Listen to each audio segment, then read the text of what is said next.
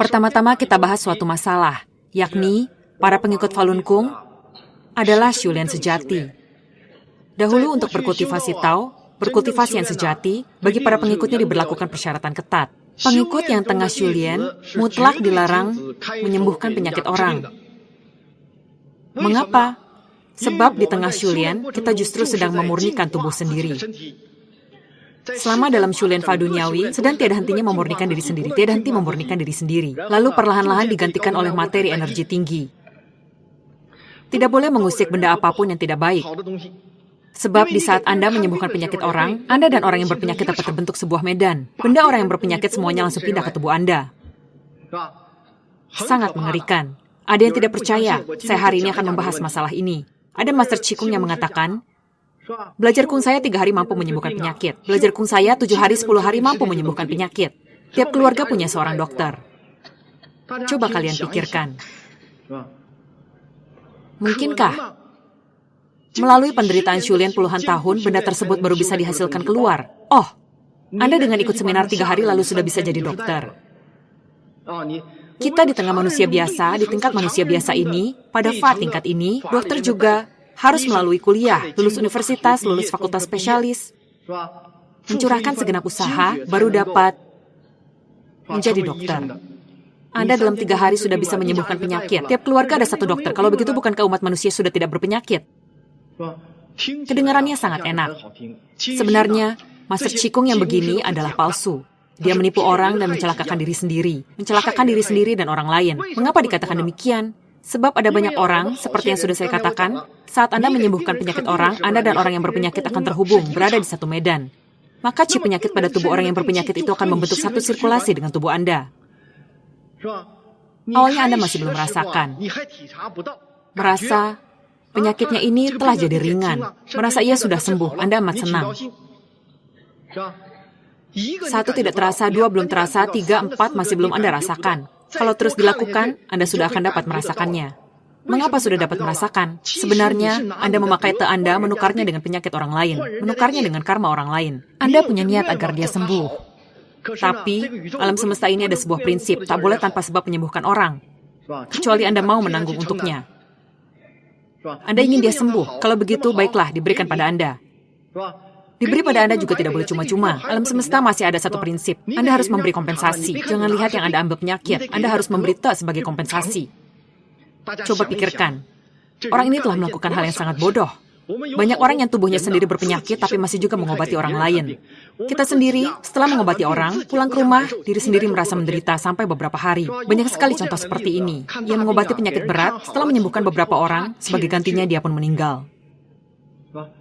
Dia masih bangga, saya telah menyembuhkan banyak orang yang penyakit kanker, hingga dia pun menggantikan orang-orang itu meninggal.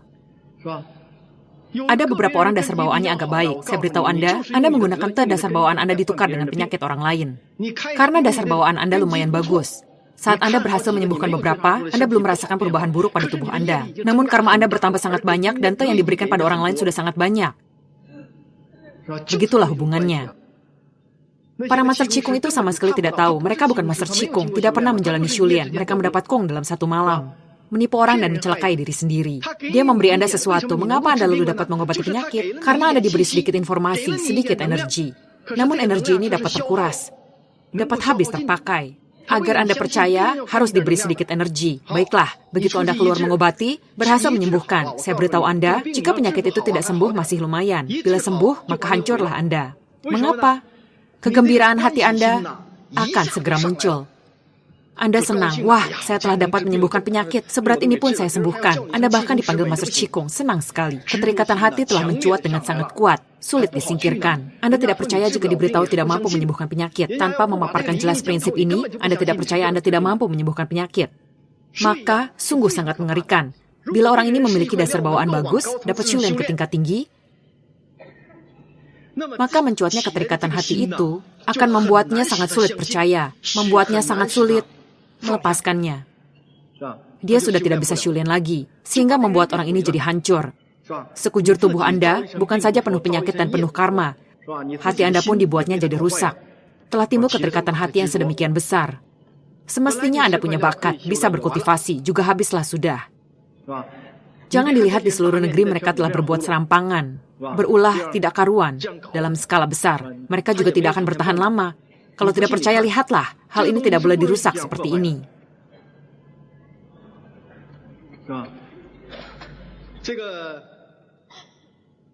Maka, kita sebagai pengikut Falun Gong, pengikut yang Shulian Falun Tafa, siapapun dilarang memakai apa yang disebut pemancaran Kung atau pemancaran Qi menyembuhkan penyakit.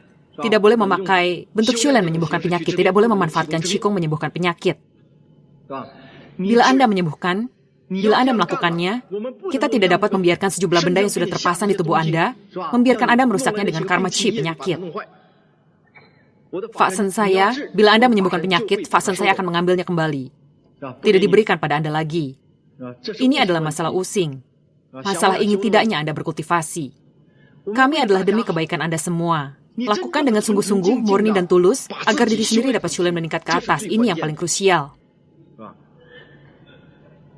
Dan juga saya beritahu, Anda lihat penyakit itu, saat Anda Shulian Fa duniawi, ada yang jenisnya sangat berat. Kemampuan Kung Anda sama sekali tidak mampu menyembuhkannya. Bahkan setelah Anda tumbuh, kemampuan Kung sendiri juga tidak mampu menyembuhkannya. Kalau bisa disembuhkan, bukankah para master Qigong itu semua sudah menyembuhkan segala penyakit? Mengapa mereka tidak bisa? Sebab banyak penyakit yang sangat serius, juga ada yang diturunkan dari nenek moyang, terakumulasi secara turun-temurun. Sangatlah rumit, Anda tidak akan mampu mengusiknya. Lagi pula, ia mudah melukai Anda. Bagaimana melukai? Dahulu ada sebutan istilah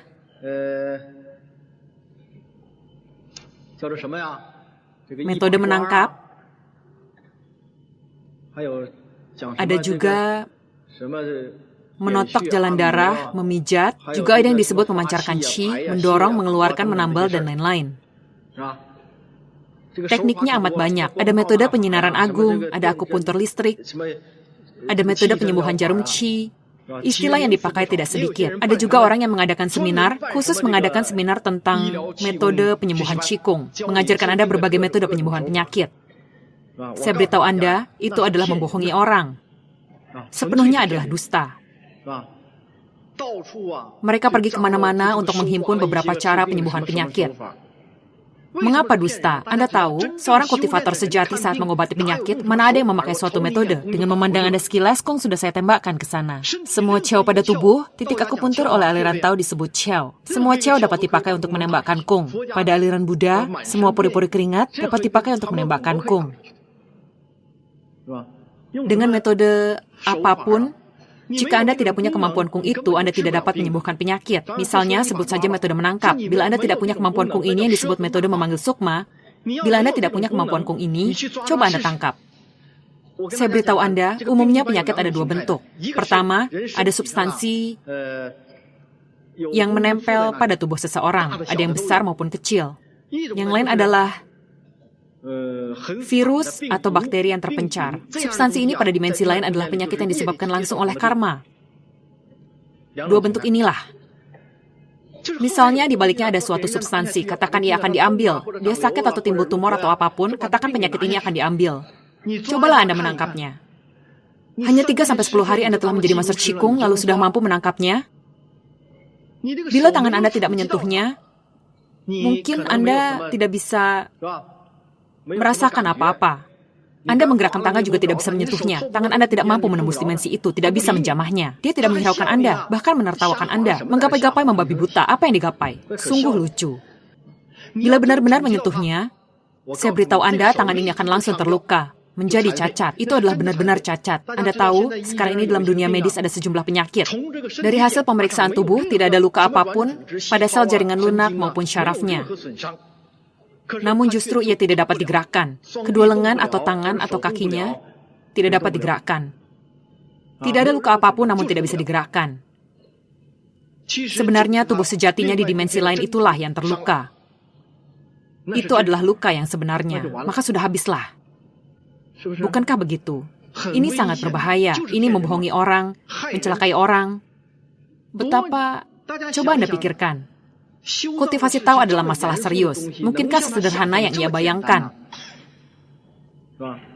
Oh, dengan membayar beberapa dolar sudah dapat dipelajari. Ini bukan keterampilan di manusia biasa. Ini adalah sesuatu yang melampaui tingkatan manusia biasa. Tidak dapat seperti manusia biasa, dengan mengeluarkan sedikit uang atau mencurahkan sedikit usaha, sudah dapat dipelajari. Seperti mempelajari suatu teknik. Bukanlah demikian. Anda harus meningkatkan Xing, benar-benar Shulian. Berasimilasi dengan karakter alam semesta, maka Anda baru dapat meningkat. Kemampuan Kung Anda baru dapat diperkuat.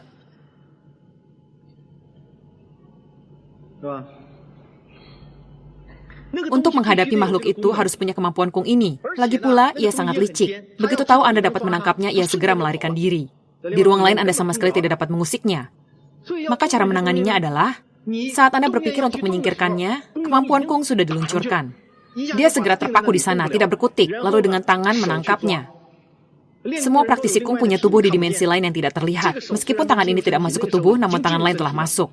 Saat kedua tangan ini menyatu, dia sudah tertangkap di tangan. Tanpa ada Kung itu, tidak peduli seberapa besar atau kecilnya dia, setelah tertangkap tangan, lihatlah Buddha Tathagata membawa mangkuk sedekah. Mangkuk itu begitu disorotkan pada Kerasakti langsung berubah kecil, lalu masuk ke dalam mangkuk. Kemampuan Kung ini berefek sedemikian rupa. Sebesar apapun dia, saat tertangkap di tangan akan menjadi sangat kecil. Jadi Anda tanpa ini, dia bukanlah seperti keterampilan yang Anda bayangkan, yang dapat Anda lakukan seperti yang Anda pikirkan. Dengan mengatakan pada Anda bagaimana menangkapnya, maka ia sudah akan tertangkap. Mana ada hal semacam itu? Maka ada yang merasa, jika tidak bisa menyembuhkan penyakit masih tidak apa-apa. Tapi begitu bisa, keterikatan hati segera muncul. Sebenarnya ia memang tidak mampu. Karena tidak mampu, akan ada masalah yang lebih mengerikan. Dia menyembuhkan 1-2 orang mungkin berhasil. Nanti, energi ini akan terkuras habis. Tidak ada lagi. Selanjutnya sudah tidak mampu lagi. Tidak mampu, tapi dia tahu dulu dia pernah bisa. Mengapa sekarang tidak? Hatinya masih sangat ingin menyembuhkan. Saat bersikeras, ia akan dapat mengundang Futhi. Anda tidak dapat menyembuhkan, saya akan menyembuhkannya. Saya punya Kung, saya akan menyembuhkannya bagi Anda. Maka dia lalu naik. Keterikatan hati manusialah yang menyebabkan semua ini. Maka pengikut Falun Gong secara mutlak dilarang menyembuhkan penyakit. Saat Anda menjalani Shulian Fa di luar duniawi, kami sudah tidak akan mengurus Anda lagi. Saat itu sudah termasuk Shulian tubuh Buddha, juga adalah Shulian Fa di luar duniawi. Anda sudah tahu semuanya. Anda akan punya kemampuan sendiri untuk menyelesaikan urusan ini. Namun, saya kira saat itu bila diminta pun, Anda sudah tidak akan mau menyembuhkan. Anda tidak akan lagi sembarangan melakukannya untuk orang lain. Mengapa tidak akan sembarangan? Coba kalian pikirkan. Anda juga sudah paham prinsip ini. Manusia biasa, semuanya adalah karma yang menyebabkan. Kini Anda terlihat menderita. Bila menoleh, bila sejarah Anda diperiksa, Anda dahulu telah membuat orang lain lebih menderita. Bukankah menjengkelkan? Lalu apakah hal ini tidak perlu dibayar? Oh, Anda boleh sembarangan melukai orang. Dalam sekejap semua penyakit Anda sudah saya singkirkan. Setelah mencelakai orang boleh tidak membayar.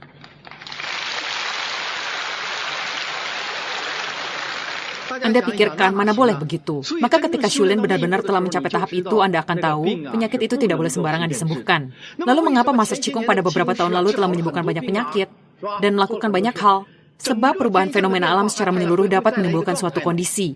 Itu adalah situasi yang sangat khusus, tapi ia telah berlalu.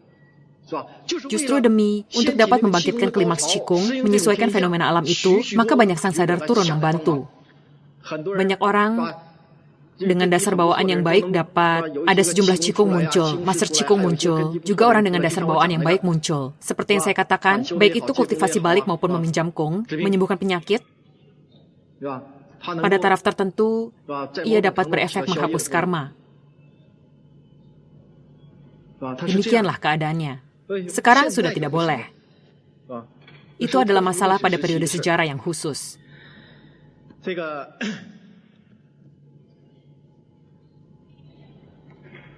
Jadi, kita tidak boleh sembarangan menyembuhkan penyakit. Kelak, bila Anda sudah mampu menyembuhkan, kami juga tidak akan ikut campur. Saat itu Anda sudah tahu, boleh tidaknya menyembuhkan. Haruslah benar-benar mencapai kondisi yang dapat menghapus karma, benar-benar memiliki Kung. Saat diri sendiri benar-benar berhasil Shulian menghasilkan sesuatu, maka baru boleh berbuat demikian.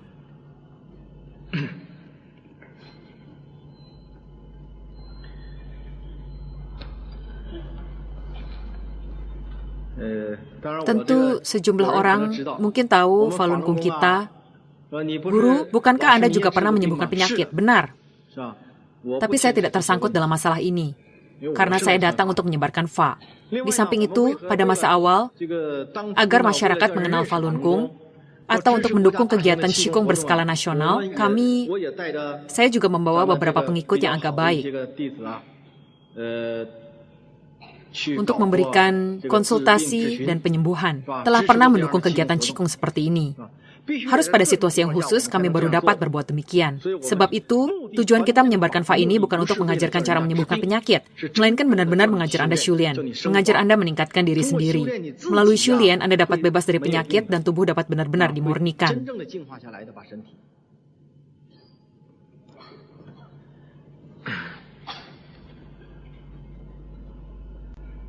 Berikut,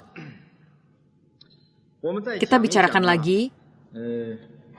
Secara singkat, kita telaah masalah memperoleh dan kehilangan. Memperoleh dan kehilangan. Berbicara hal ini, banyak orang akan terpikir menghubungkannya dengan apa yang dibahas dalam agama. Kehilangan adalah beramal, melakukan kebaikan, membantu orang miskin. Sedang memperoleh adalah memperoleh buah sejati. Makna kehilangan menurut ajaran agama, saya katakan kajiannya masih terlalu sempit. Beramal hanyalah salah satu keterikatan hati dalam Shulian. Beragam hati manusia, ketamakan, nafsu keinginan, puas diri, keterikatan hati, mentalitas pamer, nafsu bersaing, pokoknya benar-benar sangat banyak. Walaupun Anda dapat rela melepas, sedikit memandang hambar materi atau uang, hal ini hanya merupakan satu aspek keterikatan hati. Padahal, yang kita maksudkan dengan kehilangan ini adalah dalam arti luas, yaitu melepas segenap keterikatan hati manusia biasa. Tentulah, sangat sulit untuk melakukannya sekaligus. Anda dapat Shulian perlahan-lahan, melakukannya sedikit demi sedikit. Maka saat membubung secara wajar, Anda tidak akan merasakannya sebagai sesuatu yang tidak terduga. Saat mencapai sasaran itu juga tidak akan terasa begitu sulit untuk dilaksanakan. Tentu, saya beritahu Anda boleh mencapainya sedikit demi sedikit. Setelah mendengar kata ini, jangan lalu berpikir, guru memberitahu untuk mencapainya sedikit demi sedikit, maka perlahan-lahan saja. Tidak boleh demikian. Anda hendaknya mematut diri dengan kriteria tinggi. Maka saya katakan bukan dimaksudkan untuk hal sepele begini. Anda katakan, sumbanglah sedikit untuk membantu orang miskin. Sekarang profesi ini bukan hanya profesi mengemis, bahkan ada perkumpulan pengemis. Di mana ada daerah wisata, mereka akan ke sana. Di mana ada keramaian, mereka akan ke sana. Mereka berkelompok, bergerombol, bahkan membentuk perkumpulan. Membentuk grup, bahkan ada pemimpinnya. Ada pengemis yang menurut saya penghasilannya lebih besar dari Anda. Memberi sedekah pun jadi tidak mudah. Maka kami mengatakan bukan hanya pada bentuk permukaan ini. Tentu yang benar-benar mengalami kesulitan boleh kita bantu. Kita berkultivasi san. Jadi yang kita katakan dengan kehilangan yang sesungguhnya adalah dalam arti luas, yaitu menghilangkan berbagai hati manusia biasa yang tidak baik, nafsu keinginan yang tidak baik. Inilah yang dimaksud. Bila manusia tidak membuang berbagai hati manusia biasa ini, sebenarnya saat Anda berebut, berjuang untuk sesuatu, setelah mendapatkannya, bukankah Anda sedang menciptakan karma? Dan karma ini adalah suatu substansi berwarna hitam. Sedang Te adalah substansi berwarna putih. Karma dan Te berada pada medan yang sama. Sedang karma ini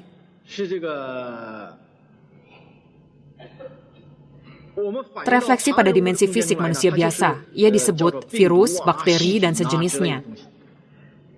Sedang di dimensi lain, hitam pekat. Kita melihatnya sebagai karma. Semuanya adalah benda-benda. Mereka semua adalah makhluk berintelijensi, semuanya hidup.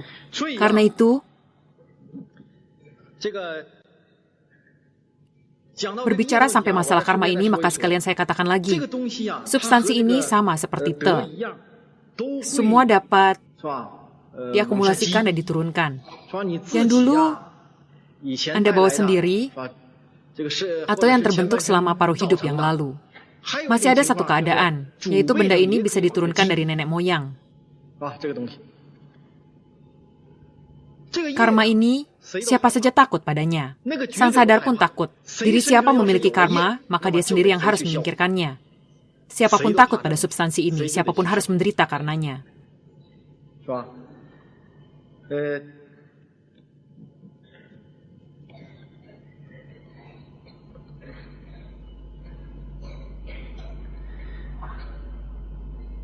Manusia pada hari ini, manusia yang telah berkembang sampai hari ini, kalau menurut agama, bermasa-masa pada kehidupan lampau, telah mengumpulkan banyak sekali karma. Dengan perkataan saya katakan, setiba pada tahap ini, manusia telah bergelimang karma. Semua karma manusia sudah sangat besar dan kuat. Kami dapat melakukan hal ini, karena menemukan manusia masih memiliki sedikit sifat kebudaan, masih memiliki sedikit kebaikan. Bila tidak, tentu sudah tidak dilakukan. Jadi karma ini sangat besar. Karena karma sangat besar, maka harus disingkirkan. Ada yang berkata, saya berlatih kok mengapa sangat tidak nyaman. Setelah berlatih satu kurun waktu, mengapa penyakit datang lagi? Dia selalu menganggap dirinya berpenyakit. Dia selalu tidak bisa menganggap dirinya sebagai praktisi kung. Coba katakan, berlatih kung mana ada yang tanpa penderitaan. Bukan hanya tubuh tidak enak. Bisa saja seseorang mencari gara-gara dengan Anda. Timbul konflik dengan seseorang. Semua ini karma penyebabnya. Tanpa karma, Anda tidak akan punya kesusahan apapun. Karena manusia ada karma, barulah membuat dirinya tidak nyaman. Karma ini makin banyak, maka harus disingkirkan. Bila Anda ingin Shulian, maka harus disingkirkan. Manusia biasa juga sedang menyingkirkan, tetapi dia tidak disebut menyingkirkan, disebut membayar hutang karma. Kita praktisi kung menyebutnya menghapus karma, meningkatkan diri sendiri membumbung. Oleh sebab itu harus mengalami sedikit penderitaan. Ada orang, begitu tubuhnya tidak enak lalu menyerah. Anda tidak pikirkan sejenak. Tubuh Anda tidak enak lalu Anda menyerah, maka ini mana ada kejadian seperti ini.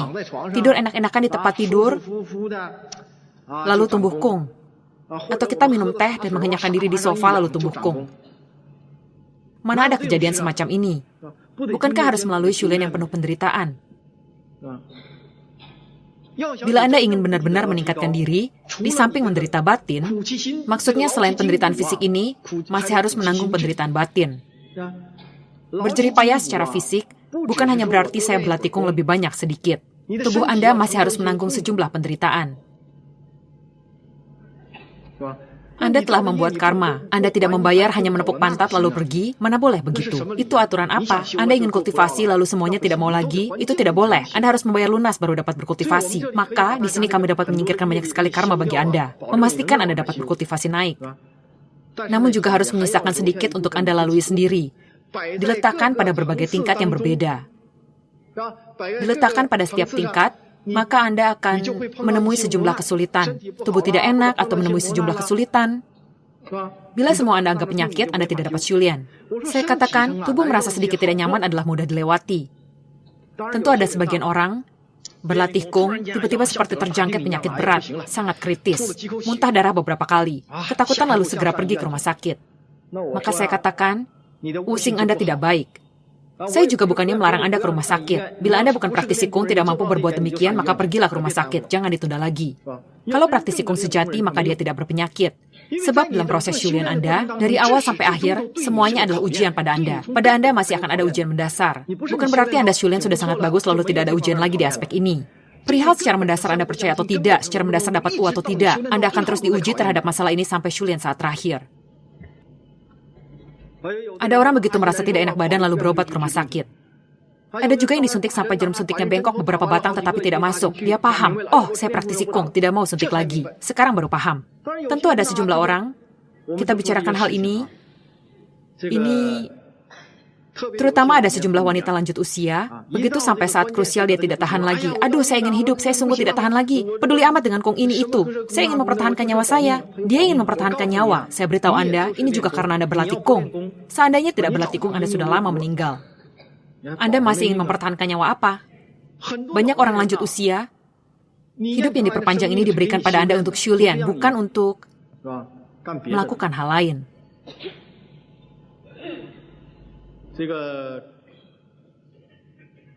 Saya beri sebuah contoh. Kita berlatih Kong masih ada keadaan seperti ini.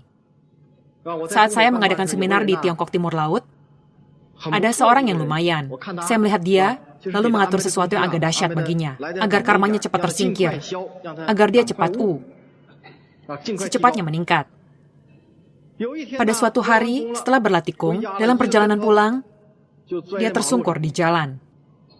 Orang lain mengantarnya ke rumah sakit. Begitu diperiksa, dinyatakan sebagai penyumbatan pembuluh darah otak. Saat diberitahu itu penyumbatan pembuluh darah otak, dia jadi takut. Tapi hari berikutnya sudah bisa turun. Sudah dapat berjalan lagi. Hanya saja kakinya agak kurang lincah, kepala agak kurang enak. Setelahnya, ia lalu berkata, saya telah berlatih Falun Gong, telah terkena stroke. Orang-orang berkata, aduh, Kung ini tidak baik. Berlatih Falun Gong jadi terkena stroke. Coba kalian pikirkan. Bila penyumbatan pembuluh darah otak dapat secepat itukah, sudah dapat turun berjalan kembali. Kami sudah menghilangkan banyak bagi Anda. Bila dalam masa hidup ini Anda sudah ditakdirkan menderita pendarahan otak, jika Anda tidak berlatih Falun Gong, bila tidak mengurusi Anda, saat Anda tersungkur, bagaimana jadinya? Boleh jadi selama sisa hidup Anda harus berbaring terus di atas ranjang. Sudah dihilangkan sampai taraf itu. Dia masih mengatakan sebagai akibat berlatih Gong. Maka dikatakan manusia sulit sekali,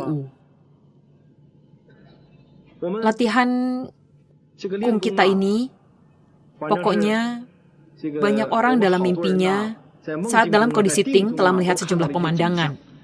Untuk berkultivasi naik sangat-sangatlah sulit. Pada setiap tingkat ada sejumlah orang jatuh. Setiap tingkat ada sejumlah orang jatuh. Akhirnya yang naik ke atas tersisa sangat sedikit. Berapa banyak orang bisa melepas keterikatan hati demi kultivasi? Ini sangat sulit. Anda lihat ada 4-5 ribu orang duduk di sini. Saya juga tidak optimis ada berapa yang bisa berkultivasi naik. Namun saya juga optimis. Di mana optimisnya?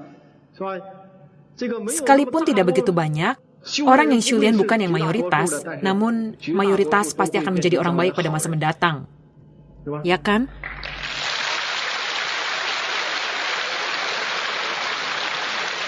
Karena Anda adalah orang baik. Anda masih punya kesempatan. Ini adalah yang termanifestasi pada tubuh. Karma ini masih dapat termanifestasi pada konflik antar manusia. Di antara dua orang timbul konflik, dia dapat termanifestasi di sini. Karena karma itu juga hidup. Tiba di mana di sana akan timbul konflik. Tiba-tiba ada yang berlaku tidak baik pada Anda di jalan. Ada yang memelototi Anda, menabrak Anda, menendang Anda, mencaci Anda. Katakan pegawai pelayanan bersikap tidak baik pada Anda, atau pokoknya apa saja dapat terjadi. Dapat muncul. Saya beri sebuah contoh, agar Anda menjadi lebih jelas. Misalnya, ada sejumlah praktisi di Tiongkok. Mereka semua punya pekerjaan, bahkan mayoritas bekerja pada perusahaan negara. Banyak terdapat situasi kerja, ada orang yang lalu memandangnya sebagai tempat untuk perebutan kekayaan dan kekuasaan. Sebenarnya memang demikian. Mereka saling intrik-mengintrik. Demi keuntungan kecil, bahkan demi sedikit jabatan, saling berebut, bertarung. Menurut saya orang-orang seperti ini, hidupnya sangat melelahkan. Mereka menganggap hal ini sangat penting. Selaku praktisi Kung, kita tidak boleh memandangnya demikian. Sesungguhnya ada sejumlah orang terhadap orang-orang yang dapat berebut bertarung di antara manusia biasa, terhadap orang yang amat licik, dia merasa amat kagum. Sebenarnya tidak ada yang perlu dikagumi. Orang seperti ini hidupnya paling lelah. Malam hari bermimpi tidak bisa tidur nyenyak. Dia selalu berpikir khawatir dirinya dirugikan. Maka tidak enak, tidur tidak nyenyak, mengakibatkan dirinya penuh penyakit. Anda lihat betapa lelah hidupnya. Anda masih ingin menirunya? Jadi sebagai praktisi Kung, terlebih tidak boleh begitu. Hal-hal ini harus dipandang lebih hambar. Mungkin suatu hari Anda masuk ke lingkungan kerja, kantor, ataupun pabrik Anda. Tiba-tiba saat Anda berjalan masuk ke kantor, menemukan banyak orang memandang Anda dengan pandangan aneh. Anda merasa sangat heran. Sesampainya di kantor, ada teman baik memberitahu Anda, mengatakan siapa-siapa yang telah menjelekkan Anda, membuat desas-desus tentang Anda, sangat tidak enak didengar. Saat itu Anda marah bukan kepalang. Katanya pimpinan pun percaya, pada Anda pun dia punya pandangan lain. Amarah Anda memuncak. Bila manusia biasa, dia mempersulit saya, maka saya akan mempersulitnya. Dia lalu balas mempersulitnya, keduanya lalu bertengkar. Dengan demikian, Anda adalah manusia biasa, bukan praktisi Kung. Lalu selaku praktisi Kung, bagaimana Anda menyikapi hal ini? Kondisi semacam ini akan sering muncul. Saya beritahu Anda, saat menemui konflik semacam ini, kita tidak boleh menghadapinya seperti manusia biasa. Harus memandang persoalan ini sehambar-hambarnya. Ini masih belum cukup. Anda tidak boleh balik mengoloknya. Tidak boleh berkelakuan seperti dia. Lagi pula saya beritahu Anda bahkan tidak boleh marah. Kita berbicara ren atau sabar. Kalau Anda marah, berarti Anda tidak ren. Bukan dengan cara menahan sabar setelah marah. Tapi Anda sama sekali tidak boleh marah. Selaku praktisi Kung, Anda tidak semestinya marah. Anda bukan saja tidak boleh marah. Sesungguhnya dikatakan dalam makna tertentu, Anda bahkan harus berterima kasih padanya.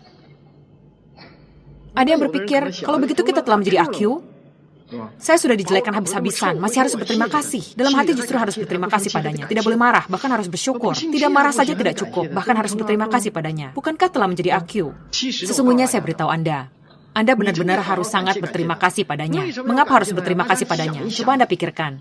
Jika pada manusia segalanya lancar, dapatkah ia berkultivasi?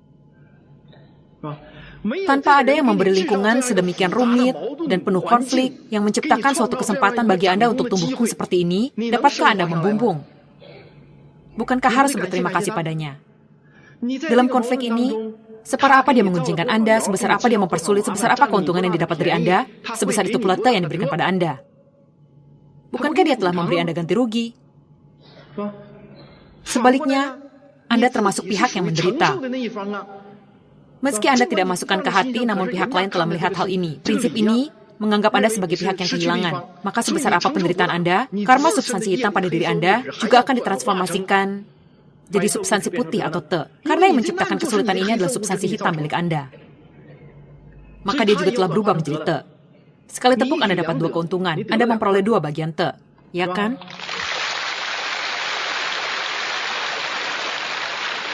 Ini masih belum seberapa. Dalam konflik ini, bukankah Anda tidak berpandangan sama dengan orang lain? Tidak marah dan Anda dapat bersabar. Bukankah sinsing Anda telah meningkat? Bila sinsing Anda meningkat, kita katakan seberapa tinggi sinsing, setinggi itu pula lah kungnya. Kung Anda sedang tumbuh dari waktu ke waktu. Begitu sinsing Anda meningkat, dia langsung tumbuh. Jadi bila sinsing Anda telah meningkat, bukankah kung Anda juga ikut meningkat? Anda sekali tepuk dapat 3 perolehan. Kemana lagi untuk mencari kemudahan semacam ini? Maka Anda sepatutnya berterima kasih padanya. Bukankah telah saya katakan, sesampainya di tingkat tinggi, semua prinsip manusia biasa jadi terbalik. Apa yang dipandang baik oleh manusia biasa, lihatlah, perebutan dan persaingan semuanya sungguh beringas. Namun itu adalah yang tidak baik. Itu adalah yang paling bodoh. Dilihat dari tingkat tinggi, orang sejenis ini justru paling licik. Pada masyarakat manusia biasa, mereka yang berusia agak lanjut bahkan masih memperhatikan pemeliharaan watak, pengendalian diri, tidak berpandangan sama dengan manusia biasa. Siapapun tidak akan menganggap Anda AQ. Jika dalam pekerjaan Anda, dalam aspek-aspek lain semuanya dilakukan dan diselesaikan dengan sangat baik, tidak akan ada yang menganggap Anda bodoh. Mereka hanya bisa mengatakan orang ini sangat baik. Sikap orang ini sungguh mulia. Mampu mengendalikan diri, mematut diri dengan karakter yang sangat baik. Manusia biasa akan berkata demikian. Sesungguhnya standar moral Anda yang sangat tinggi. Sinsing Anda sangat tinggi. Anda adalah orang Shulian, baru dapat melakukan seperti ini. Sebaliknya orang-orang itu, sebenarnya dia telah melakukan perbuatan yang paling bodoh. Dia telah memberikan te pada orang lain. Dia masih mengira dirinya cerdik. Namun manusia biasa, semua berpandangan demikian. Semua orang mungkin, sebab mereka adalah manusia biasa. Semua merasa orang ini luar biasa, sangat hebat. Namun, ini adalah pemikiran manusia biasa. Sedang yang kita lakukan adalah melampaui manusia biasa, memenuhi persyaratan tingkat yang lebih tinggi. Tentu konflik semacam ini bukan hanya termanifestasi dalam lingkungan kerja Anda. Dia mungkin termanifestasi dalam rumah tangga Anda, dalam masyarakat, semua dapat muncul. Saat berjalan, mungkin Anda bertemu suatu masalah. Ada yang berjalan, menabrak Anda. Atau ada yang berbuat hal yang merugikan Anda. Bagaimana Anda menyikapi masalah ini? semua dapat termanifestasi. Bagaimana melakukannya? Saya hari ini telah mendiskusikan dengan beberapa praktisi luar negeri mengenai masalah seperti ini. Kalau saya mengajarkan kepada praktisi hakikat dari Shulian, itu juga bukan meminta kalian membuang segala-galanya jadi bersih tanpa apapun. Setiap orang menjadi kaum papa, bukan meminta Anda jadi orang demikian.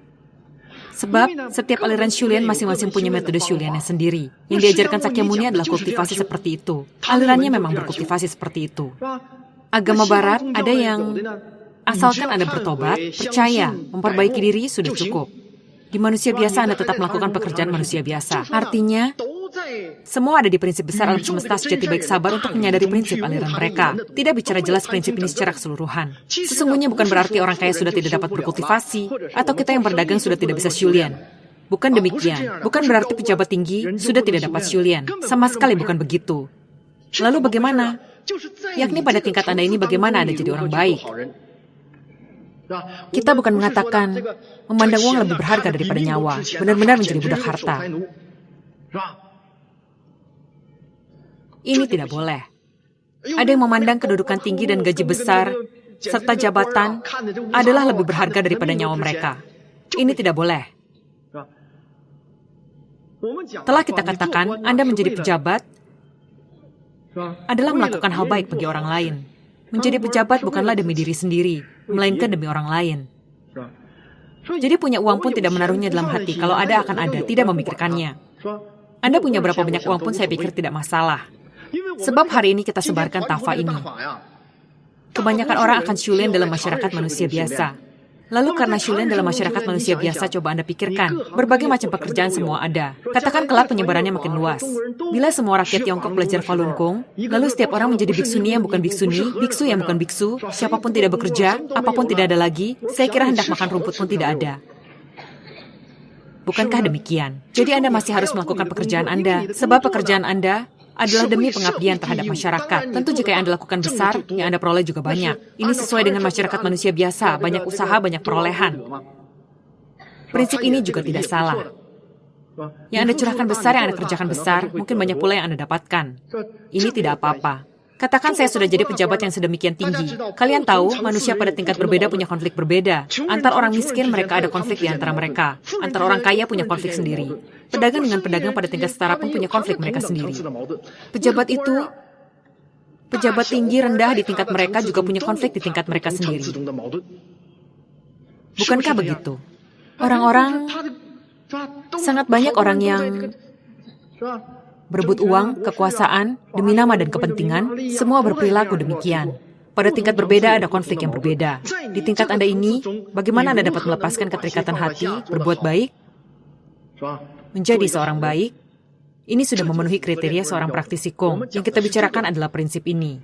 Bukan berarti secara formalitas mengharuskan Anda kehilangan sesuatu. Yang ditekankan adalah hati manusia sungguh-sungguh meningkat. Anda baru dapat membumbung. Apapun yang kita kerjakan, semuanya untuk makhluk hidup, untuk masyarakat. Baik punya perusahaan atau tanpa badan hukum, dengan berdagang, Anda telah membawa barang-barang ini kemari. Membawa barang itu ke daerah ini untuk dijual. Bukankah ini telah memperkaya daerah tersebut? Memakmurkan ekonominya, memperkaya kehidupan manusianya, yang di sana bukankah produknya juga jadi laku, mencegah terjadinya penumpukan berlebihan. Tentu inilah yang saya maksud. Apapun yang Anda kerjakan, semuanya untuk melayani masyarakat. Bila yang Anda lakukan lebih banyak, lebih baik, dengan sendirinya, Anda mungkin akan memperoleh lebih banyak. Namun Anda jangan memandangnya terlalu berat. Memandang uang bagai nyawa, itu tidak boleh. Harus memandang hambar padanya.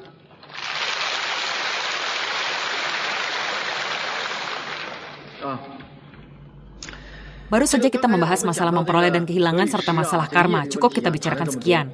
Tentu tadi telah saya bahas, aspek konflik antar manusia ini, dia bisa melalui penderitaan fisik dan mental. Dari diri Anda akan muncul sejumlah kesengsaraan. Tentu sedikit derita berlatikung tidak terhitung apa-apa. Dia dapat termanifestasi seperti menderita penyakit, dapat muncul keadaan seperti ini. Ada lagi, ini adalah aspek penderitaan fisik. Penderitaan mental adalah yang paling sulit. Yakni, hati ini tidak terusik oleh hati manusia biasa. Inilah yang paling sulit. Pokoknya Anda katakan saya baik atau jahat, hati saya tidak tergerak. Saya telah memandang sangat hambar segalanya. Tentu Anda tidak dapat mencapai kultivasi sampai tingkat saya ini. Telah saya katakan, makin tinggi tingkatnya makin dingin. Setibanya di tingkat saya ini sudah tidak ada orang yang bisa diajak bicara. Apa yang ingin saya katakan orang lain tidak dapat mengerti. Sedang yang ingin diutarakan orang lain saya justru tidak suka mendengarnya. Kegiatan masyarakat seperti karaoke, dansa, disko, saya ini, bahkan bioskop, saya sudah jarang, tidak menonton lagi. Pokoknya saya tidak, segalanya sudah saya pandang sangat hambar, bahkan terhadap kenikmatan rasa. Orang lain merasakan sayur ini sedap, sangat sedap, saya juga tidak bisa merasakannya. Ini, saya juga tidak tahu rasanya sedap atau tidak. Rasa manis saya tidak suka, rasa masam saya tidak suka. Pokoknya sesuatu yang orang lain suka dan terikat, saya tidak ada. Ini, namun saya punya perasaan saya punya sukacita pada tingkat saya ini.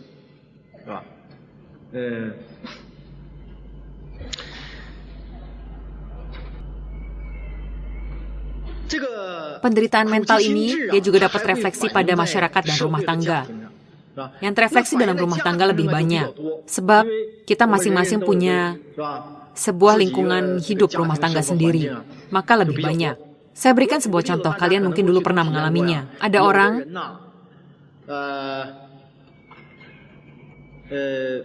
dulu berlatih qigong atau pokoknya berlatih kung. Begitu dia berlatih qigong, pasangannya akan marah. Dia tidak berlatih qigong, mereka berdua akan rukun-rukun saja. Begitu berlatih qigong, kalau bukan si suami, maka si istri akan mulai emosi dan mengajak bertengkar. Mereka berdua pun mulai bertengkar. Dia juga tidak tahu kenapa. Begitu berlatih qigong, dia jadi marah-marah. Bahkan ada yang karena berlatih qigong bertengkar sampai hendak bercerai. Keadaan ini memang ada. Mengapa banyak orang dalam pikirannya tidak paham, merasa aneh. Pokoknya kata aneh telah menghalanginya, dipikir lebih dalam juga tidak tahu kenapa demikian. Sesungguhnya, semua ini bukan tanpa sebab. Termasuk qigong, meskipun dia adalah Shulian di tingkat yang paling rendah, namun bagaimanapun juga dia adalah benda supernormal. Maka sebagai benda supernormal tentu diikuti prinsip supernormal pula. Anda berolahraga mungkin tidak ada masalah ini. Anda berolahraga, pasangan Anda sama sekali tidak peduli. Namun Anda berlatih qigong, dia akan marah. Lalu mengapa? Tidak tahu. Saya beritahu Anda, sesungguhnya semuanya disebabkan oleh karma. Hari ini Anda berlatih dengan sangat baik di tempat latihan. Kung Anda, karena berlatih kung, berlatih qigong hendak mengubah tubuh. Akan memurnikan tubuh, akan terbebas dari penyakit. Anda ingin memperoleh tubuh yang sehat. Lalu bagaimana? Karma Anda harus disingkirkan. Bahkan ada beberapa metode kung sejati, saat berlatih qi pada tingkat dasar, bersamaan mereka harus membangun fondasi. Misalnya membuka titik akupuntur, membuka tembus meridian, membangun tungku, mempersiapkan bejana, mengumpulkan obat untuk pengolatan, akan membentuk beberapa benda ini. Ini adalah benda yang akan dibentuk pada tingkat berlatih qi. Jadi ingin membentuk semua benda ini adalah supernormal. Maka Anda harus menyingkirkan karma, meningkatkan sinsing Anda. Ada orang saat pulang, pasangannya tanpa basa-basi segera menyerang, mencacinya. Dia berpikir, dulu saya tidak berlatih qigong, perkataan saya adalah hukum yang tidak boleh dilanggar. Tidak ada yang berani demikian pada saya. Begitu berlatih qigong, dia malah bertingkah seperti itu pada saya. Ini mana boleh? Mulailah dia bertengkar dengannya. Begitu bertengkar, sia-sia latihan Anda hari ini. Berlatih sebaik apapun jadi sia-sia. Bila Anda dapat menanggungnya, tidak menaruhnya dalam hati, benar-benar dapat menekannya, maka kung Anda hari ini, tubuh Anda mungkin sudah termurnikan. Kung Anda mungkin, pondasi mungkin sudah terbentuk. Bila Anda Shulian pada tingkat tinggi, kung Anda mungkin sudah meningkat. Inilah maksudnya.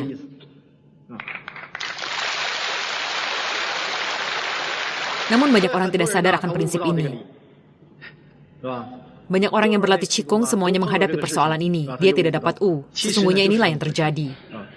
Asal Anda dapat menjaga sinsing, di rumah juga Anda seharusnya menjaga sinsing. Telah kami katakan, orang tua dan saudara, kemarin telah saya bicarakan satu prinsip, yakni Anda juga tidak tahu mana yang adalah, ada orang yang terhadap ibu, anaknya, bagaimana. Tidak bisa melepas, maka dia tidak bisa Shulian. Saya bicarakan prinsip ini. Coba kalian pikirkan. Orang tua Anda, juga entah sudah ada berapa jumlahnya. Anak Anda, putra-putri Anda, mungkin juga sudah tidak terhitung. Dimanapun ada, yang bekerja apapun ada. Yang mana yang Anda sesungguhnya? Yang mana adalah Anda? Hanya orang tua yang melahirkan Anda pada mulanya, orang tua yang melahirkan Jensen Anda barulah orang tua Anda. Maksudnya untuk memberitahu Anda, jangan terikat hal ini. Tentu bukan meminta Anda tidak berbakti pada orang tua, bukan agar Anda meniadakan tradisi orang Tionghoa, bukan demikian. Masih ada prinsip, selain Qing masih ada prinsip, betul tidak? Anda sudah seharusnya mengasuh anak Anda, membinanya baik-baik hingga jadi orang. Anda sudah seharusnya membalas budi orang tua yang telah mengasuh diri Anda.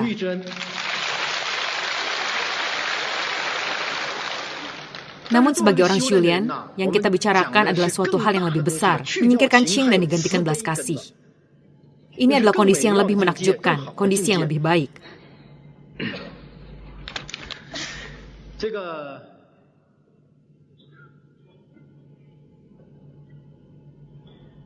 Tentu sebagai praktisi Kung, kita mementingkan berusaha sebisanya agar tidak seperti manusia biasa, memperhatikan Ren, berbuat baik, menjaga moral atau Te. Jangan menciptakan konflik, intrik-mengintrik dengan orang lain. Tentunya saya kira, setelah praktisi selesai mengikuti seminar ini, saya kira akan terjadi perubahan yang sangat besar. Ini dapat dipastikan.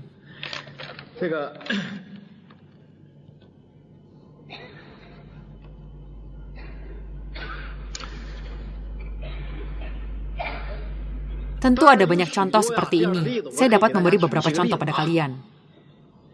Misalnya, ketika saya dulu mengadakan seminar, dahulu ada sejumlah murid yang sangat bagus. Xinxin dijaga dengan sangat baik.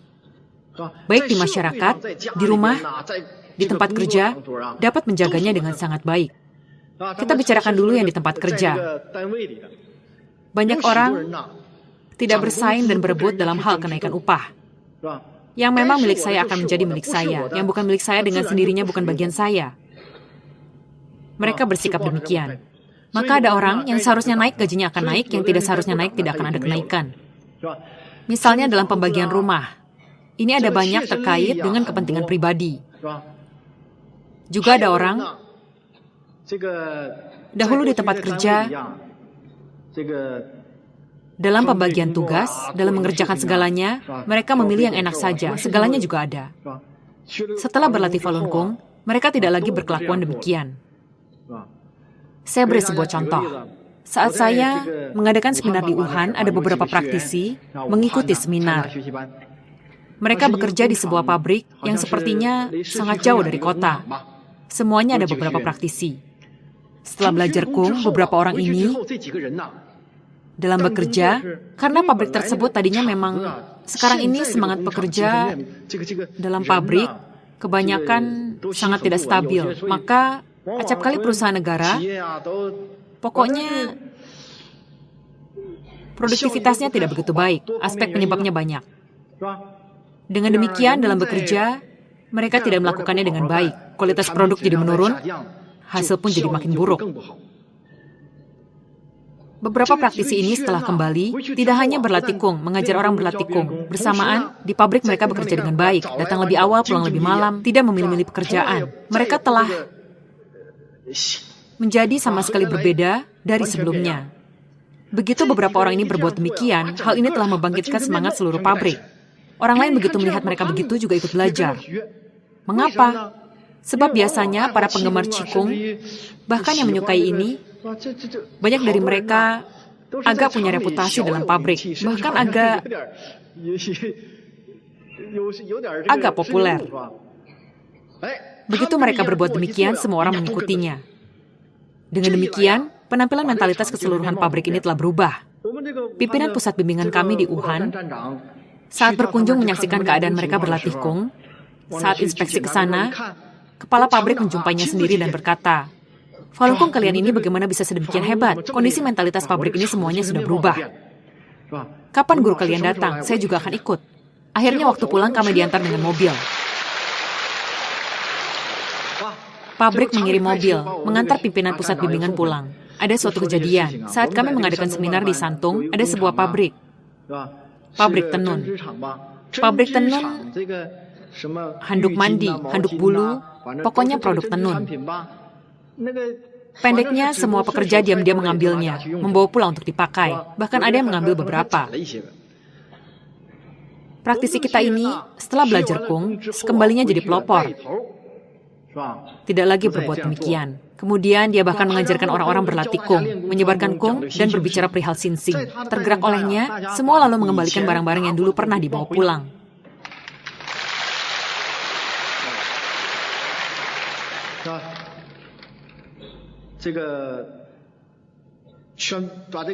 Semua orang dalam pabrik berlaku seperti ini. Coba Anda bayangkan situasi macam apa ini. Pada tempat-tempat kerja, banyak contoh seperti ini.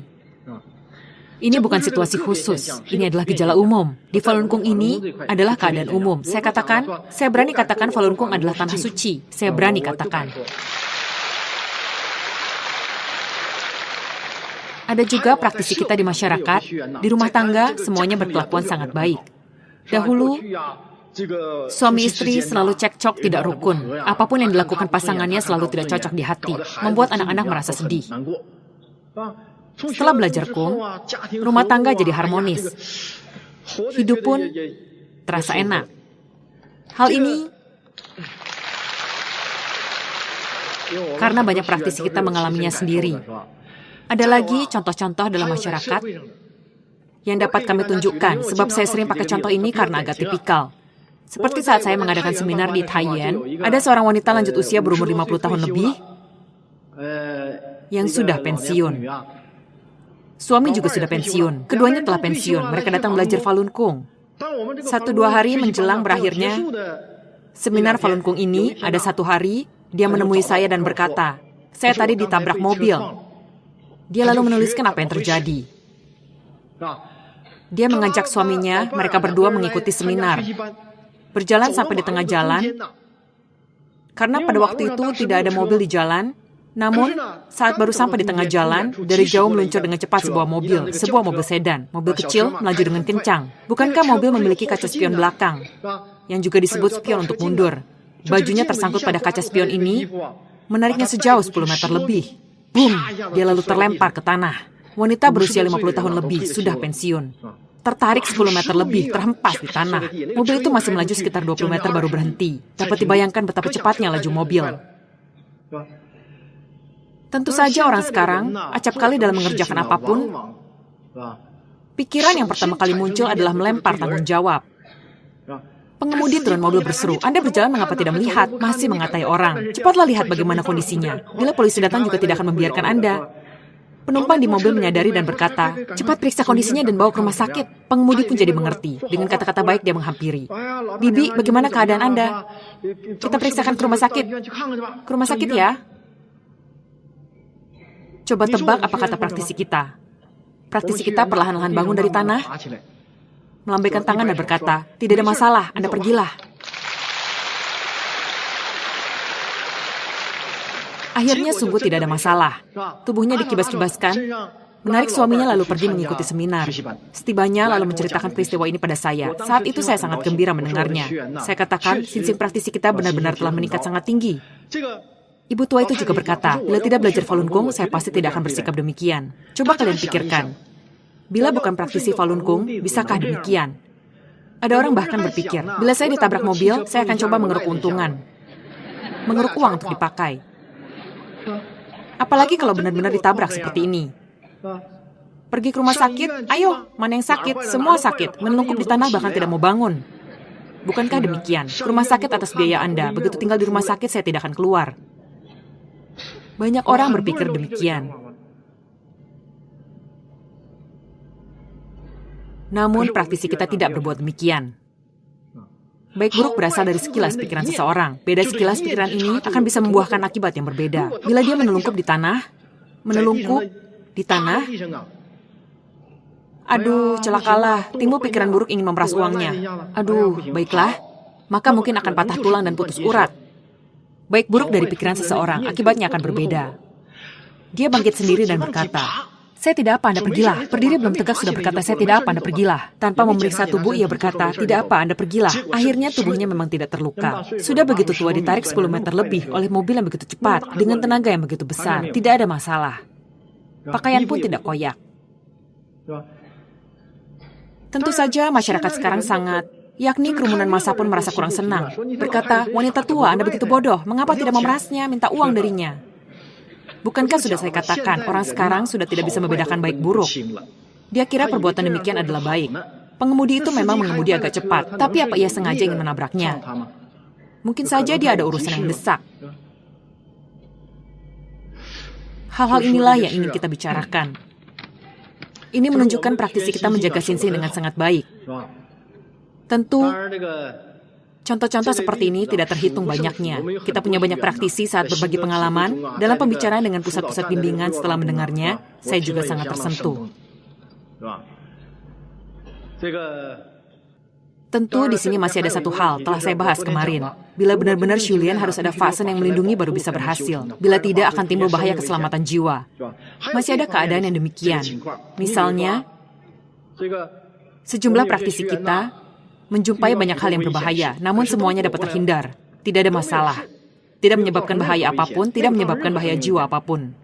Contoh semacam ini benar-benar sangat banyak. Hampir setiap orang mengalami. Sebanyak itulah. Saya rasa setiap praktisi senior mengalaminya. Saya sering memberikan contoh demikian. Di Beijing, ada seorang praktisi yang mengendarai sepeda di jalan besar. Tiba-tiba muncul sebuah mobil sedan. Di Beijing juga banyak sedan mewah. Mobil itu lalu membentur kepalanya. Terdengar suara bentungan. Peng! Orang-orang di jalan semua terkejut. Suara yang begitu keras. Apakah orang ini tidak habis? Dia terbentur di kepala. Dia bahkan belum turun dari sepeda. Sebelah kaki menyangga tanah, yang sebelah lagi di atas sepeda. Dia meraba-raba dirinya. Tidak ada benjolan, tidak sakit, juga tidak berdarah. Pengemudi kaget luar biasa. Cepat-cepat melompat turun dan bertanya, bagaimana? Apakah terluka? Kita ke rumah sakit. Dia berkata tidak apa. Tentu Xinxing praktisi kita sangat tinggi, berkata tidak apa. Tapi mobil itu tertabrak membentuk lekukan besar seperti kubangan.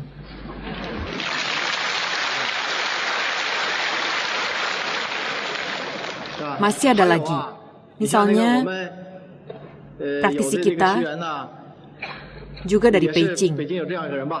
Setelah seminar berakhir, dia pulang mengendarai sepeda. Malam sudah larut.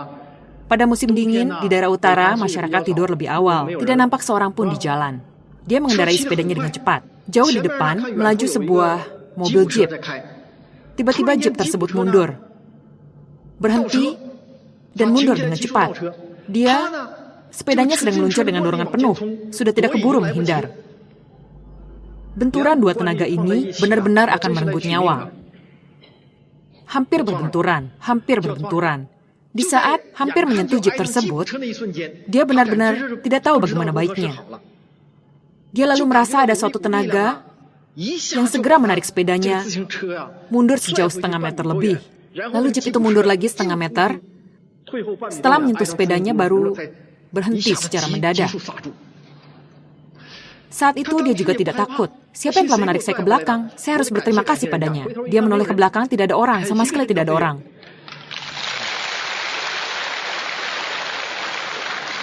Masih ada lagi. Contoh ini terlalu banyak. Chang Chuan ada seorang praktisi. Berjalan keluar rumah. Sekarang ini membangun rumah sampai belasan tingkat, setinggi itulah.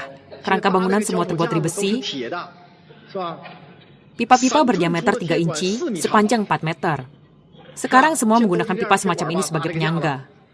Dari atas pipa ini jatuh tegak lurus, mengarah ke ubun-ubun kepalanya.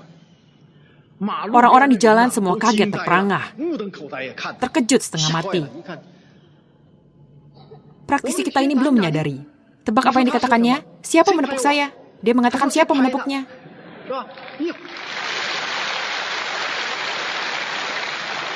Begitu menoleh, terlihat olehnya. Saat menoleh, pipa besi ini juga meluncur turun, menyusuri kepalanya. Menggelincir menancap di tanah, juga tidak roboh. Tertancap sangat dalam. Lalu saat menoleh, dia melihat sebuah balon besar sedang berputar di sana.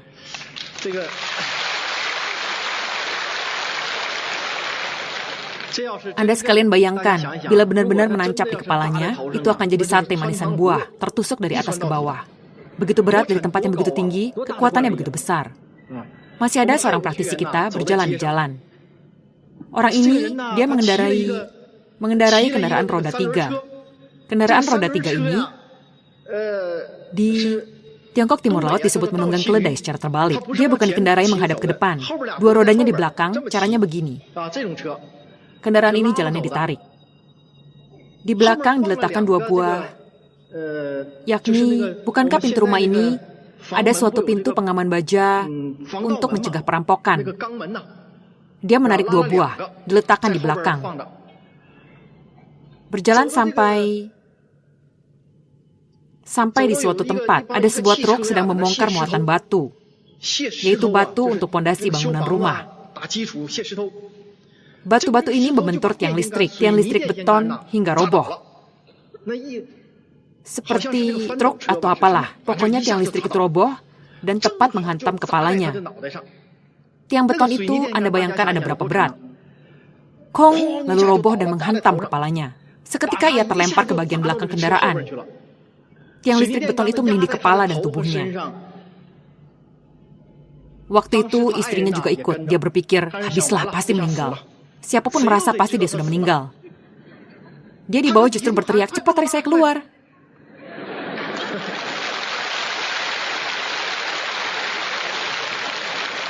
Semua orang cepat-cepat memindahkan tiang listrik beton itu. Dia tidak apa-apa, sedikit pun tidak terluka. Dia merasa sangat aneh, bagaimana tidak ada luka sedikit pun. Bukan saja tidak ada luka. Pintu pengaman itu telah tertindih dan membentuk suatu lekukan tubuh manusia. Membentuk suatu lekukan, berbentuk tubuh manusia. Dia terhimpit di antara tiang beton dan pintu, dan tidak apa-apa. Hal ini sangat aneh. Hal ini artinya, pokoknya,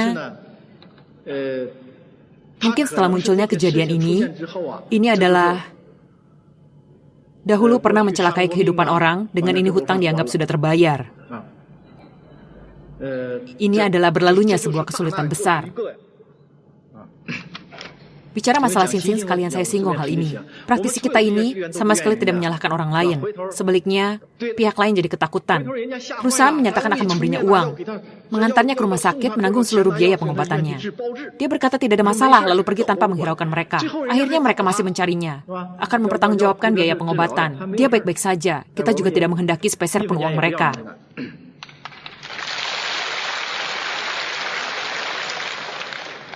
Orang yang tidak dapat menjaga Sin-Sin, yang jatuh sampai ke dasar, juga ada.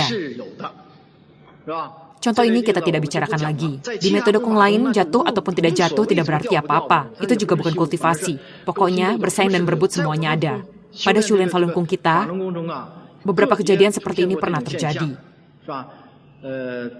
Tapi sangat spesifik, sangat sedikit. Semua ini juga adalah iblis yang merusak tafa kita. Berikut kita bicarakan lagi.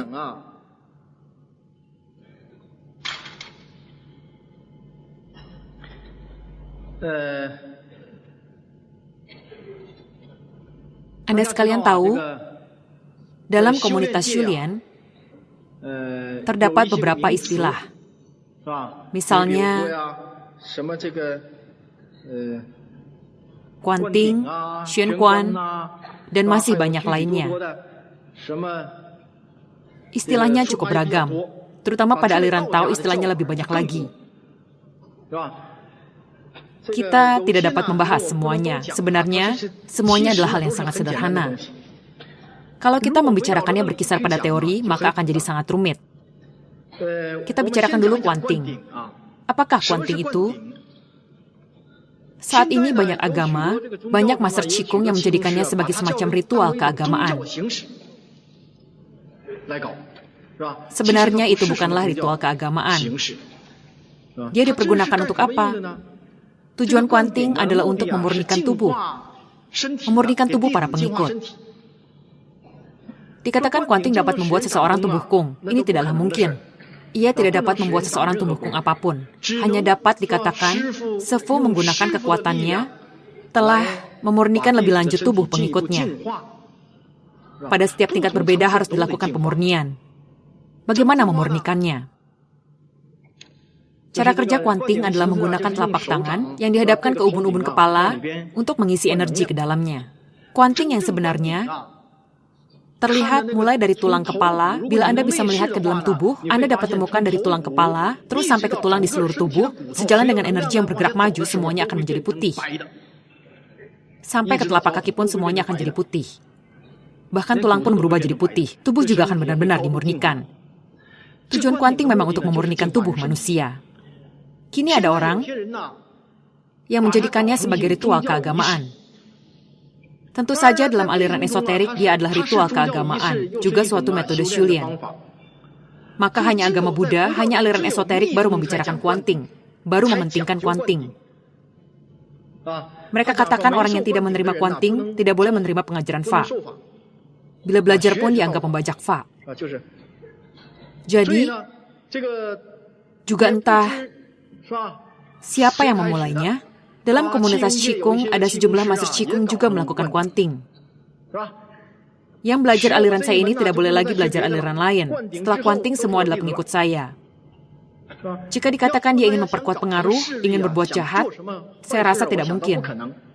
Hanya ingin mengumpulkan mereka, menipu uang Anda. Jika hari ini Anda belajar, saya akan ajarkan sedikit pada Anda. Selanjutnya Anda tidak boleh belajar yang lain. Lain waktu saya datang, Anda datang belajar lagi. Anda beri saya uang lagi. Hari ini 1 jurus, besok 1 jurus, lusa 1 jurus lagi. Pada dasarnya ingin memeras uang Anda. Sesungguhnya semua ini adalah aliran sesat. Apa yang dapat dilakukan? Berefek apa? Tidak ada efek apapun. Orang yang berprofesi Qigong melakukan kuanting, bahkan yang paling tenar, ribuan orang menunggu giliran kuanting. Menurut saya, dia adalah penipu ulung. Bagaimana melakukannya? Anda sekalian coba pikirkan. Anda lihat berapa tinggi kungnya. Juga hanya sangat-sangat rendah.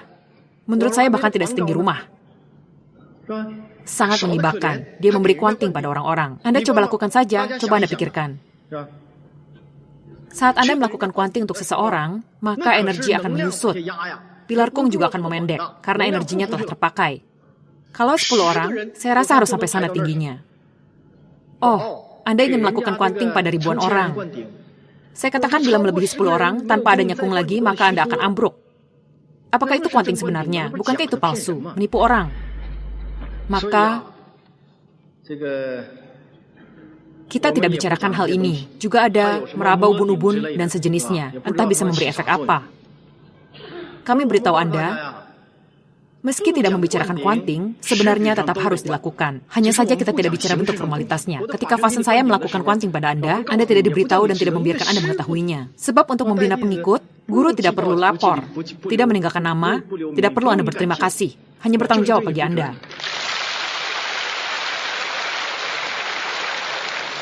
Maka setelah seseorang menerima kuanting, ada orang yang sensitif dapat merasakan suatu aliran panas dari ubun-ubun menekan turun. Ada orang saat berjalan pun dapat muncul saat tidur.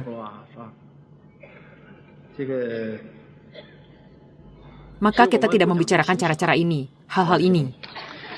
Berikut kita bahas Xuan Quan. Apakah Xuan Quan itu? Xuan Quan ini ada istilah Xuan Quan yang disebut Xuan Quan Yiqiao. Ada juga Xuan Quan Shui. Apakah Xuan Quan itu? Berbicara ke sana-sini, Anda lihat kitab Tancing, Taochang, dan Xingming Kuizi. Semua membicarakan istilah itu. Namun di manakah Xuan Quan? Bagaimana bentuk Xuan Quan? Apa gunanya? Sudah tidak ada lagi membicarakannya. Karena benda ini, benda yang sesungguhnya tidak boleh dituliskan dalam buku. Maka siapapun yang ingin berkultivasi berdasarkan kitab-kitab kuno seperti Tancing, Taochang, Xingming Kuizi, dan Huang Ti Neijing, maka ia tidak akan berhasil, tidak ada gunanya. Semua itu hanya teori saja. Berikut akan saya bahas tentang Xuan Quan. Xuan Quan ini harus kita bahas dari paling awal. Manusia, ketika seseorang Shulian pada satu aliran, sang guru akan memasangkan banyak benda ke tubuhnya.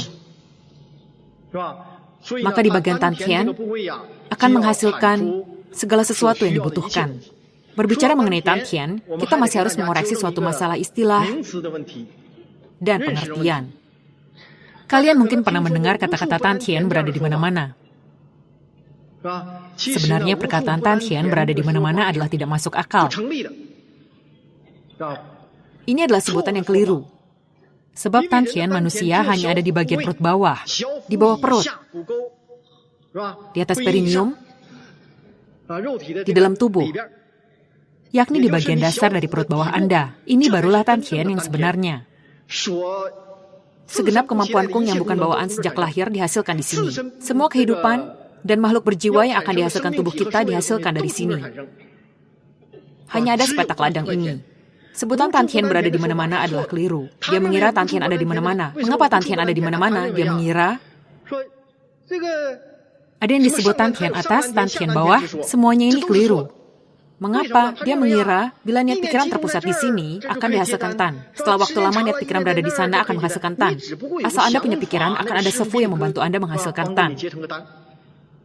Namun ada Tan bukan berarti ada Tian atau ladang. Dia tidak menjadi Tian.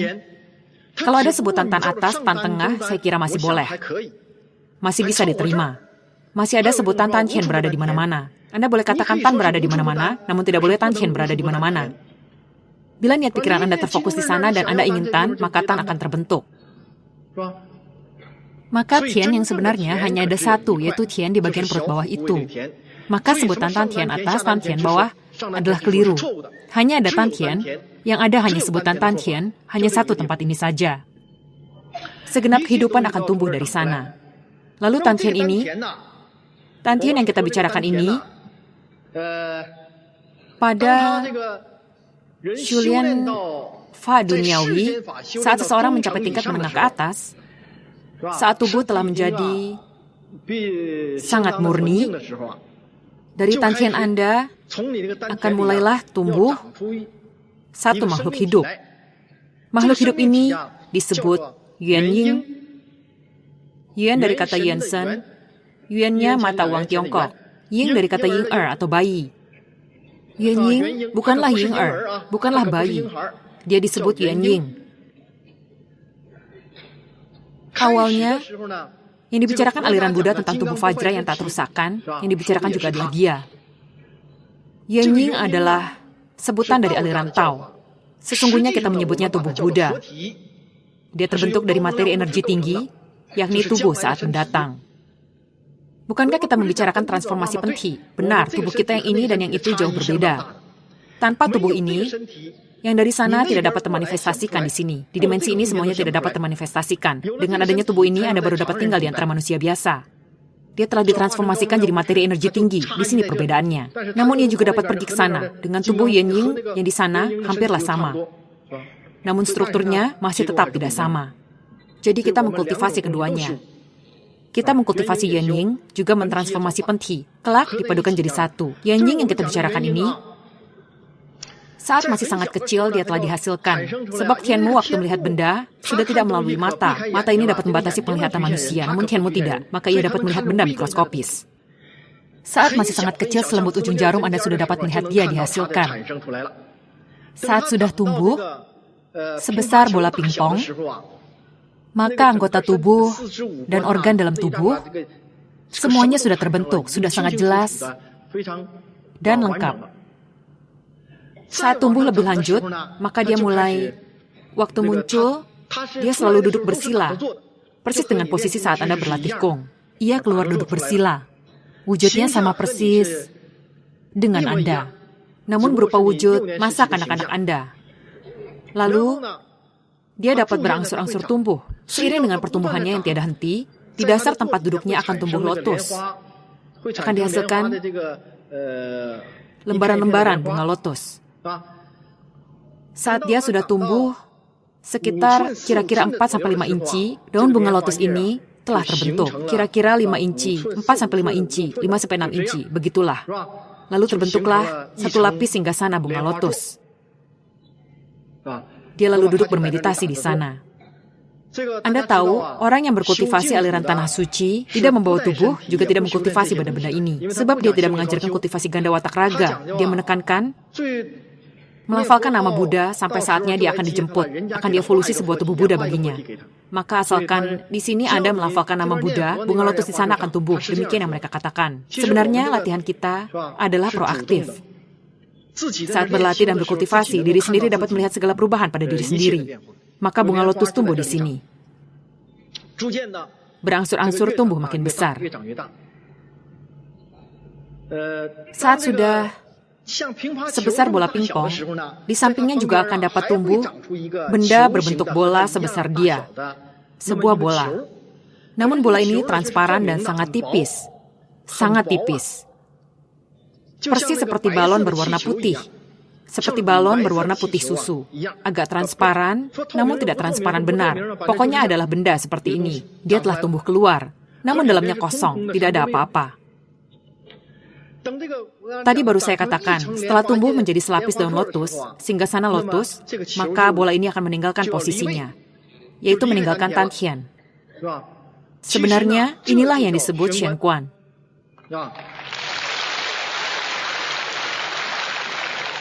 Xianquan ini meninggalkan posisinya. Setelah meninggalkan tempat, dia akan dengan sangat lambat, perlahan-lahan naik. Sangat perlahan, namun setiap hari terlihat dia terus bergerak, naik sedikit demi sedikit. Saat mencapai titik tancong, yakni posisi di depan dada, sebab jantung manusia dan banyak saripati berada di sini. Ini adalah tempat yang sangat krusial. Lalu benda-benda ini juga akan dibentuknya menjadi seperangkat benda. Membentuk benda yang sama, lalu masuk memadati Xianquan. Xianquan juga harus diisi, juga harus ada benda-benda ini. Lalu, setelah menetap selama beberapa saat di sana, setelah selesai diisi, dia mulai naik lagi, perlahan-lahan, sedikit demi sedikit naik ke atas. Saat naik sampai leher, orang akan merasa sangat sesak nafas. Dia merasa seperti mengambang, kepala sangat mengembang dan sangat sesak. Leher serasa dicekik, namun tidaklah separah itu. Lalu setelah sampai di ubun-ubun, leher sudah tidak terasa tercekik lagi. Namun kepala akan terasa seperti membesar, membesar dan membesar. Waktu itu dia sudah kurang lebih sebesar kepala Anda. Sebab niwan manusia berada di atas kepala. Maka banyak saripati dari otak, otak besar dan seluruh struktur, semuanya berada di ubun-ubun ini. Maka dia juga hendak membentuk secara seutuhnya. Struktur yang ada dalam otak Anda menjadi satu bagian. Lalu diisikan ke dalam Xianquan. Kemudian, Xianquan ini lalu mendesak keluar melalui saluran Tianmu kita ini. Ketika mendesak keluar rasanya sangat menderita. Bagian dalam saluran ini seperti menggembung. Dahi pun bisa menggembung, serasa mual. Sangat sakit menahannya. Begitu mendesak keluar, dia akan segera menggantung di bagian depan dahi. Inilah yang disebut Xianquan. Sudah bergantung di sini. Disebut juga Xianquan Sewei. Namun, ada juga yang menyebutnya Xianquan Yiqiao. Sesungguhnya, Xianquan bukanlah Yiqiao atau satu titik. Xianquan Sewei ini setelah keluar, lalu Xianquan ini. Tujuan Xianquan ini apa? Pada tubuh manusia, ada di bagian inilah. Tempat pertemuan ratusan meridian manusia ada di sinilah. Semua meridian tubuh Anda, ratusan meridian, tentu saja aliran Buddha tidak menyebutnya sebagai Xianquan. Aliran Buddha menyebutnya sebagai status Buddha. Bila seseorang tidak punya benda ini, maka kultivasi sepanjang hidupnya hanyalah sia-sia, yakni Anda tidak berstatus. Tanpa punya status, bagaimanapun kultivasi, Anda akan sia-sia. Tidak akan berhasil. Sebab dia merupakan benda yang sangat krusial. Sebentar lagi akan saya bahas mengapa sangat krusial. Setelah Xianquan ini melesat keluar, pertemuan ratusan meridian, semua akan memasuki Xianquan, lalu berkeliling satu putaran dan dari dalam keluar. Dia akan membentuk ratusan meridian tubuh, benda-benda ini. Di dalamnya akan dibentuk seperangkat benda semacam ini. Setelah terbentuk, dia akan berganti posisi. Xianquan berganti posisi, maka dia akan masuk. Saat masuk juga terasa sangat menderita. Setelah masuk, dia akan menerjang keluar lagi dari bagian belakang kepala. Keluar dari titik akupuntur Yizhen. Tentu saja dia berada di dimensi lain. Anda tidur juga tidak dapat menyentuhnya. Setelah membentuk seperangkat benda, dia akan masuk kembali dan turun. Lalu dia akan menerobos keluar lagi dari Mingmen, keluar dari Mingmen. Selanjutnya, titik Mingmen ini juga merupakan lokasi yang sangat krusial. Kalian tahu, kita ada banyak orang tahu, Mingmen disebut pintu besi, pintu baja. Bahkan, banyak sekali kemampuan Kung yang dievolusikan manusia, semuanya dikunci di dalamnya. Hasil Shulian tidak dapat digunakan. Mengapa tidak dapat digunakan? Semua telah dikunci. Semua telah dikunci di dalamnya. Di dalam sana, telah saya katakan, struktur molekul tubuh manusia terdiri dari atom berupa satu lapisan. proton, juga elektron, lalu neutron, quark, neutrino, pokoknya ditelusuri terus ke bawah adalah selapis demi selapis. Tiap lapis punya pintu. Tidak seberapa besar, tidak sebesar langit. Tentu saja perkataan ini sebesar seluruh medan dimensi Anda sendiri. Namun termanifestasi di dalam tubuh Anda adalah seperti sebuah titik akupuntur. Pintu ini sebenarnya orang berlatih tan. Tujuan utamanya pada akhirnya adalah untuk meledakkan pintu ini. Bila tidak diledakkan, tidak ada yang dapat dilepaskan, tertutup dengan sangat rapat. Maka Shen Quan ini, dia akan menempati posisi pada mingmen Anda. Lalu setelah kembali, dia mulai Kui Wei. Disebut Shen Quan Kui Wei. Saat Shen Quan Kui Wei, maka dia bukan... Di sini ada Yen Ying. Dia tidak dapat kembali tinggal di tempat semula. Lalu bagaimana? Dia lalu menjadi satu dengan Yen Ying, membungkus Yen Ying. Maka Yen Ying duduk di dalamnya. Terjadilah keadaan seperti itu. Namun dia terus bertumbuh besar, Yen Ying juga bertumbuh terus. Yen Ying sendiri akan tumbuh terus sampai sebesar tubuh Anda. Dengan demikian, benda ini akan meluap keluar dari tubuh. Sampai akhirnya, bila Anda berhasil kultivasi, dalam aliran Tao ini disebut Yen Ying dilahirkan. Umumnya dalam kultivasi aliran Tao, Yen Ying ini saat berumur 7-8 tahun atau 8-9 tahun, dia akan meloncat keluar. Yensen mengendalikannya, maka kemampuannya sudah sangat besar. Dalam aliran Buddha, biasanya tidak mengizinkannya keluar. Pada keadaan khusus, ketika Yen Ying sebesar ini boleh keluar. Biasanya, bila belum berhasil kultivasi, tidak boleh keluar. Belum Yenman, tidak boleh keluar. Maka ia akan menyatu tinggal bersama dengan tubuh Anda. Namun wajah Yen Ying setelah berhasil Shulian, semuanya dalam wujud usia sekitar 20 tahun. Yang wanita semuanya berwujud 17-18 tahun. Maka wujud para sang sadar yang sesungguhnya semua adalah semudah itu. Kini orang-orang menjadikan foto sang sadar tampak berusia 40 tahunan agar terlihat lebih dewasa. Orang-orang akan merasa lebih enak dalam mempercayainya. Sesungguhnya mereka semua sangat muda. Lalu, saat mereka sudah tumbuh sangat besar, Anda semua tahu, di dalam sejumlah wihara, terutama pada wihara kuno, terdapat beberapa gambar Buddha. Pada wihara kuno, sekarang tidak ada lagi. Sekarang ini, manusia juga tidak tahu apa sebabnya dan dia juga tidak mengerti. Saat melihat gambar, terutama gambar Buddha yang dilukis di dinding, sekeliling tubuhnya diselubungi oleh lingkaran. Dia duduk di dalam sebuah lingkaran. Gambar Buddha itu semuanya duduk di dalam lingkaran. Itu bukan lingkaran cahaya yang di atas kepala. Bukan itu, tetapi Sang Buddha secara keseluruhan duduk di dalam selubung. Semua gambar Buddha adalah demikian. Mengapa? Sebenarnya, pada saat ini, inilah Shen Quan-nya. Namun sekarang sudah tidak dapat lagi disebut Shen Quan. Dia disebut dunianya sendiri. Dunianya sendiri. Menunggu saat orang ini berhasil kultivasi. Saat berhasil kultivasi, saat dia pergi membawa Yen Ying, maka tak peduli setinggi apa kung yang dikultivasi orang tersebut, sebab di dalamnya hanya terbentuk seperangkat benda. Benda yang terbentuk ini belum diisi dengan energi, masih belum jadi, belum bisa berfungsi. Maka orang ini, dia yang benar-benar Shulian di dunia, harus menanggung penderitaan sangat besar, mencurahkan upaya sangat besar.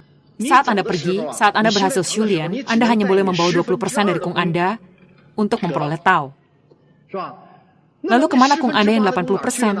Bersamaan itu, standar Xinsing Anda juga dipetik turun. Untuk mengisi dunia kecil Anda yang juga Shen Quan Anda. Namun kini tidak disebut lagi Shen Quan, disebut dunia kecil Anda, dipakai untuk memperkayanya. Pada saat itu, setelah dia diisi dengan energi, dia lalu berubah. Ingin apapun, bisa. Anda duduk dalam dunia Anda. Dengan mengibaskan tangan langsung datang. Maka dikatakan Buddha sangat leluasa. Ingin apa, main apa, makan apa, apapun yang diinginkan ada. Dengan kibasan tangan langsung datang. Mengapa bisa demikian? Karena dia telah melalui penderitaan Shulian selama hidupnya, telah mencurahkan usaha yang tidak terbilang banyaknya, mendapatkan peningkatan level, dengan penukaran dipakainya untuk mengisi dunianya. Inilah status Buddha. Tanpa ini dia tidak mungkin ingin apa memperoleh apa, maka dia tidak akan berhasil kultivasi. Adalah benda ini. Maka benar-benar memperoleh Tao hanya 20%. Hanya tersisa 20% dari kungnya guna memperoleh Tao. Namun tidak ada pembatasan dari tubuh lagi. Dia dapat menampakkan kuasa supernormal yang dahsyat. Cukup sekian sesi hari ini.